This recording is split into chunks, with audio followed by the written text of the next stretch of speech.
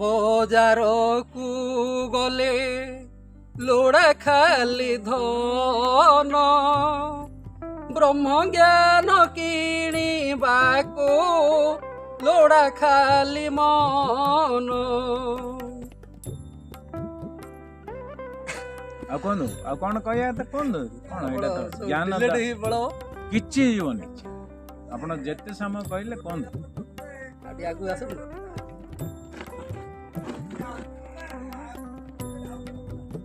अन्य मार्ग कही तो हाँ कौन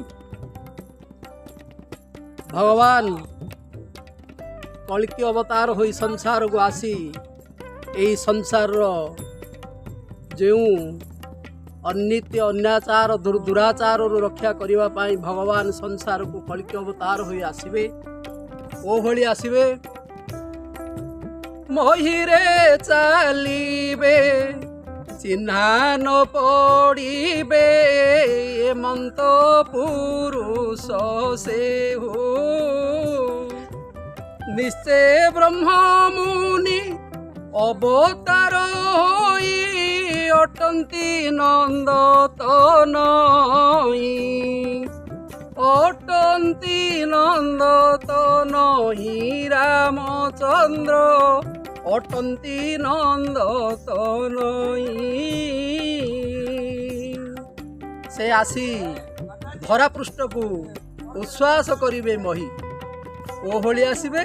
ना से ब्रह्ममुनि अवतार नहीं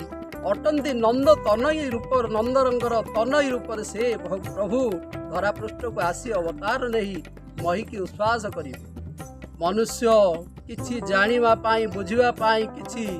अनुभव करने को पड़ो मनुष्य गुरु माध्यम ओभली माध्यम गुरु देवे कृष्ण भाव रस नुहे वेदभ्यास पूर्व भाग्ये जार थिब तार ताकू दया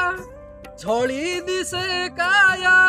निश्चय बासना बासीब निश्चय बासना बासीब रामचंद्र निश्चय बासना बासीब जार पूर्व भाग्यर स्वीकृति बल सी प्रभु को किछि अनुभव करी जानिबार सक्षम हेब बोली महापुरुष अच्युतानंद कहिछन्ति। आउ अन्यान्य मार्गरे मनुष्य माने कृष्ण रे भक्ति काहार नथिब गाई बुलिबे थटारे मोर कोठ धन मुकुला होइछि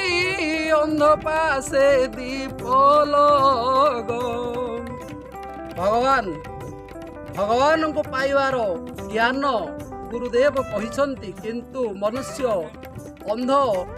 जो भली दीप को न देखिला भली मनुष्य मत किछि न जानी नानादी प्रकार टाही टापरारे संसार सी चलैनी टाही टापरारे संसार पूरीछि टोकाए मारी बेताली देउल दुआरे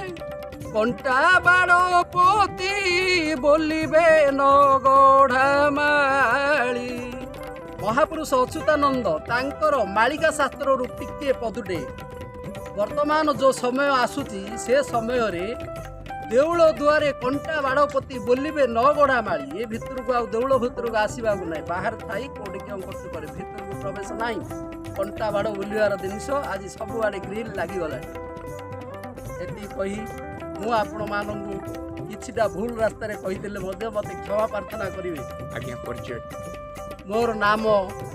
आर धोबा आचारी मोर ग्राम बेलगुंठा बालिडी साई महापुरुष अच्युतानंदर मु जने दीक्षित तांको आशीर्वाद रे मु किछि कहिबार सक्षम होई।